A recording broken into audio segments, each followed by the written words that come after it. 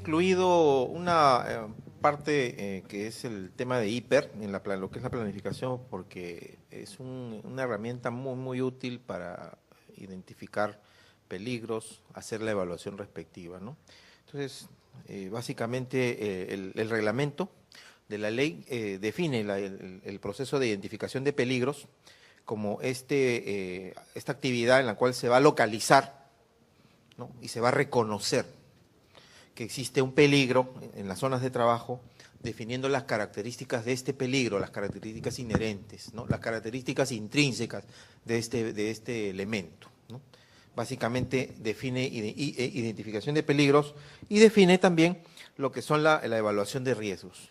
Pero ya la evaluación de riesgos no es, a diferencia de identificar el peligro, solamente localizarlo y determinar su calidad intrínseca, sino ya establece un proceso activo posterior a localizar el peligro, en la cual se va a valorar, se va a dar una cuantificación a este riesgo, la potencialidad del daño, en relación a grado, en relación a la gravedad, a la severidad y a la consecuencia de este riesgo. Entonces, se determina.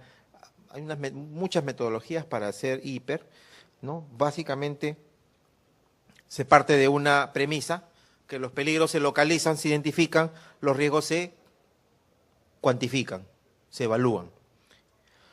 Para eso tenemos el hiper está sustentado para su aplicación por la ley, ahora vamos a hablar un poco de eso, el Decreto Supremo, su reglamento de la ley, el 005.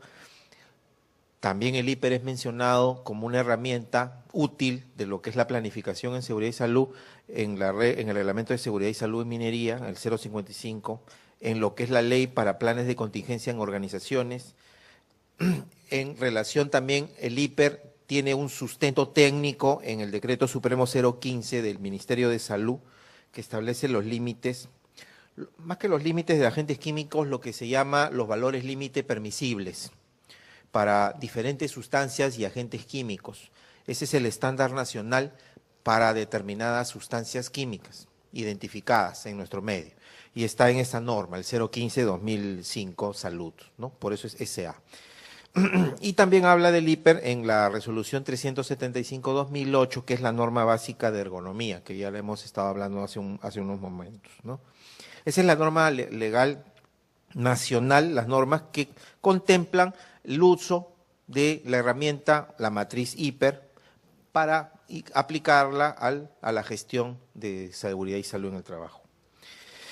En el artículo 18 de la ley establece que la empresa deberá evaluar los principales riesgos, y ahí plantea que puedan ocasionar los mayores perjuicios, ¿no? Los mayores daños a la seguridad y salud de los trabajadores. Artículo 18. En el artículo 39 también menciona que la gestión de los riesgos laborales, estamos hablando de la gestión de los riesgos ocupacionales al interior de mi empresa, debe comprender, por un lado, medidas, debo entonces establecer medidas de identificación de peligros, de prevención y de control de estos, ¿ok? Entonces establece. Adicionalmente, establece la mejora continua dentro de estos procesos y debe incorporar también algún cambio de los procesos, que pueden ser en las adquisiciones o en las contrataciones también, ¿ok? Entonces ese artículo 39 ya propone y plantea y obliga que la organización debe implementar medidas o uso de instrumentos como el hiper. En el artículo 57, hemos estado en el artículo 39, en el artículo 57 habla de que se deben ir evaluando los riesgos con cierta periodicidad. No todos los riesgos. El empleador actualiza la evaluación de riesgo una vez al año, ¿no? Pero no significa que toda la totalidad, necesariamente. Pueden ser los riesgos más críticos. ¿Cuál ha sido el comportamiento? ¿Cuál ha sido el grado de riesgo tolerable en relación a los controles establecidos? ¿Han habido nuevos riesgos que se han incorporado a la actividad económica, a la actividad productiva de la organización? Entonces, para eso se van a actualizar esta herramienta, este hiper, por lo menos una vez al año, ¿okay? o como la misma norma del artículo 57 refiere, o cuando cambien las condiciones de trabajo o se hayan producido algún daño a la seguridad y a la salud, que es posible que no se pudo identificar en algún momento un peligro. Se trata de ser exhaustivo, pero a veces puede ha habido ejemplos. Entonces, a veces en un accidente o en una lesión determinada se determinó que había un peligro ahí. Se incorpora eso al hiper. No fue de repente porque la empresa omitió o lo excluyó o lo minimizó, no, sino que sencillamente no lo reconoció. Entonces, a través de un evento indeseado sale y se incorpora, ¿no? Es factible.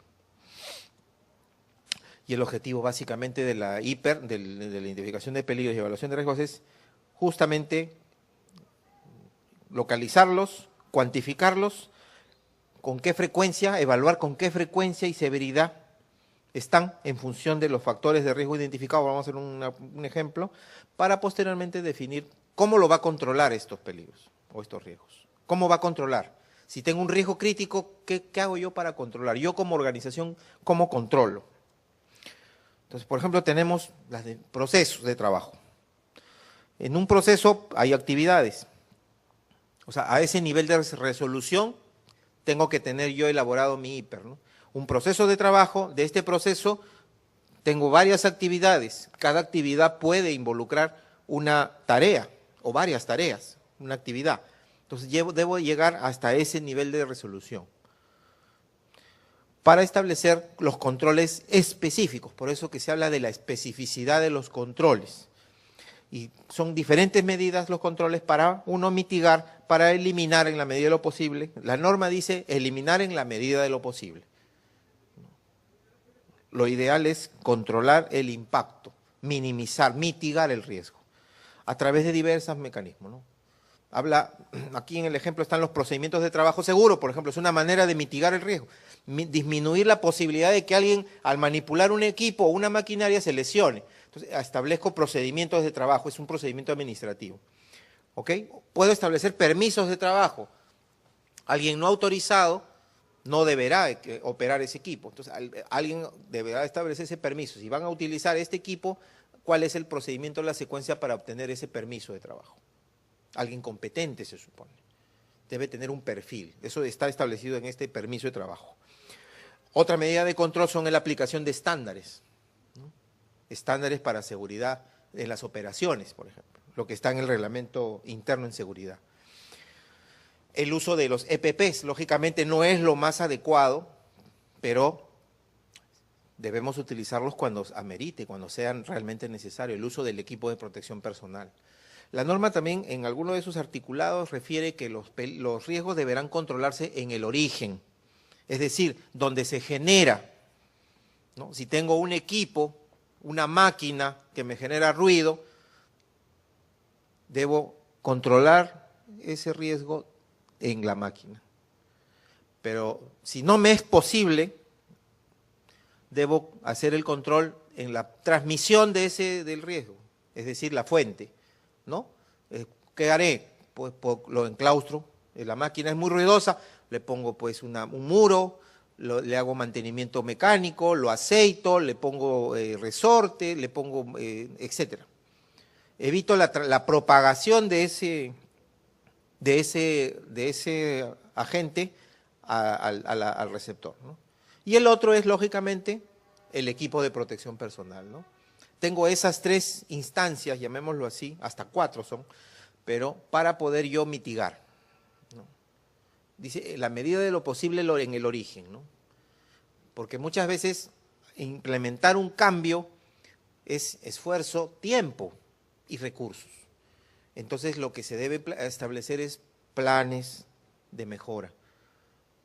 Cambiar una infraestructura, ¿no? Potencialmente dañina por una infraestructura menos dañina, implica un costo, implica un tiempo de ejecución, de organización, planificación. Entonces, en la medida de lo posible, se podrá hacer. Si no, se verán las alternativas que la empresa puede tener, medidas de ingeniería, por supuesto, o medidas administrativas de control de riesgos. Entonces, eso es lo que establece la norma y es lo que se debería hacer, ¿ok? Y esto es porque a veces cuando uno va a una empresa, no es el ejemplo de Senati, va a una empresa textil, muchos equipos de trabajo, muchas maquinarias son, bueno, son de hecho que son extranjeras, ¿no? Inglesas, bueno, indias, hindúes, ahora hay mucho, son británicas, son de otros países, y son de antiguas, son de los años 60, de los años 50, equipos antiguos, ruidosos, o tienen partes móviles que no tienen guardas. Entonces, uno no puede decirle a una empresa necesariamente, oye, ¿sabes qué? Esta máquina no debe funcionar. La sacas, la botas y traes una nueva, ¿no? Pero esta máquina me cuesta $3 millones, ¿qué hago? ¿No? O sea, debe establecer un plan, debe hacerle un programa de mantenimiento. O sea, la organización debe demostrar el esfuerzo por mejorar las cosas. ¿Ok? Debe demostrar un esfuerzo por mejorar. Si no tiene guardas, porque durante los años sucesivos que han pasado, han trabajado en esa máquina, le sacaron las guardas, ya no se las volvieron a poner, porque eso pasa en nuestra realidad. Implementar las mejoras. ¿Okay? Mejorar el estándar de operación de ese equipo. Entonces, de eso se trata también el tema de gestión del riesgo, ¿no? Y establecer los controles, ¿no? Entonces, definimos, y esto ya lo estamos haciéndolo un poquito repetido, ¿no? Para hacer nuestro hiper, los factores de riesgo, el peligro, ahí está en la lista, hay ruido, electricidad, la escalera es un peligro, ¿no? Establecemos las definiciones de riesgos, que es la posibilidad de que se materialice en un daño, y las consecuencias. En relación a las consecuencias, a un factor, básicamente a la integridad física, ¿no? De la persona. Estamos hablando de personas, seres humanos. Daños a la salud, daños materiales o daños al medio ambiente, ¿no? En ese enfoque está el tema de consecuencias en relación al hiper. Y se valora la gravedad, ¿no? Ahí tenemos una tabla. Esta tabla, esta cuantificación es de una empresa minera. Por ejemplo, estoy dando el ejemplo. Tenemos ahí del menor rango al mayor rango. La gravedad puede ser desde trivial hasta catastrófico. En relación a lo catastrófico sería una fatalidad o múltiples fatalidades, ¿no? Un accidente que involucra 3 muertos, por ejemplo. En menor cuantía le doy un valor numérico. 64, 32, 16, 8, 4.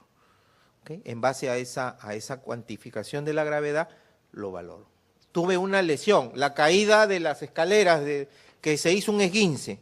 ¿Dónde lo podría colocar? De repente, como enfermedad leve, lesión leve, perturbación, eso está relacionado al medio ambiente, pero enfermedad leve de repente. ¿Ok? De repente le pongo 8. Por decir un ejemplo, 8. Pero no solamente me quedo con esta gravedad, sino también voy a la probabilidad de ocurrencia. Entonces tengo que tener un histórico, o tratar de tener un histórico de datos. Estas lesiones, estas caídas, ¿han sido frecuentes el último año, por ejemplo? ¿Cuántas veces? ¿Ha sido más de 5 veces por año? Entonces le colocaría ese factor. ¿Ha sido más de hasta 5 veces por año? ¿Ha sido una vez al año? ¿Ha sido una vez cada 10 años? Entonces le voy dando una cuantía en relación a esa probabilidad, a ese histórico. De repente tengo registrados en mis estadísticas o en mis descansos médicos, ¿no? Porque es otra herramienta que yo pudiera utilizar, ¿no? Porque, ¿sabe qué? No tenemos registro de incidentes de repente. Les doy un ejemplo. Entonces, ¿de dónde puedo sacar información para hacer mi hiper? De los descansos médicos, que han habido caídas aquí. Aquí, lógicamente, lo que ha sucedido en las instalaciones, porque los hiper son en relación a las instalaciones. Ha habido 5 episodios, entonces lo colocaría como probable. Entonces tendría 16 y el anterior de gravedad, que fue 8, ¿no? Y luego la exposición, ¿no? ¿Cuánto tiempo de exposición? Es una exposición irrelevante. Según el grado de exposición, le doy también un factor, un peso, que va del 1 al 5. ¿Ok? Entonces, en base a eso, le doy un valor numérico. Y luego, procedo al cálculo y ahí está, riesgo. Es el producto de la gravedad por la probabilidad, por la exposición. Y me saca, y yo tengo una tabla referencial ahí, que está ahí, en colores. Cuando alguien dice tiene un riesgo que está en el nivel así, negro, pues lo peor, es un riesgo totalmente crítico, ¿no? Desastroso. Y establezco en base a esos colores o a esas cuantías de valores de riesgo lo que está lo plasmo en la matriz. Lógicamente, lo más crítico yo debo tratar de controlarlo primero, lo que tenga en el nivel A, por ejemplo, o en el nivel B, para establecer una jerarquía, establezco una jerarquía para hacer mis controles, ¿no? Y luego lo que está en verde, por ejemplo, nivel E, bajo, tolerable, lo que le llamamos trivial, ¿ok? Entonces, yo establezco la jerarquía de los controles para eso. Para eso me sirve el hiper. Para focalizar mi esfuerzo, yo como organización, mi esfuerzo lo debo optimizar. No lo puedo diluir en N cosas. Debo yo hacer una jerarquía ¿Aló? para atacar lo más crítico, ¿Aló? para minimizar esa posibilidad de daño potencial. Entonces, con ese hiper yo establezco eso y hago mi enfoque. Entonces, ahí está, una interpretación adicional en relación a la tabla anterior en colores, ¿no? Igual, las 5 categorías, desde intolerable hasta trivial, ¿no? En relación a los controles.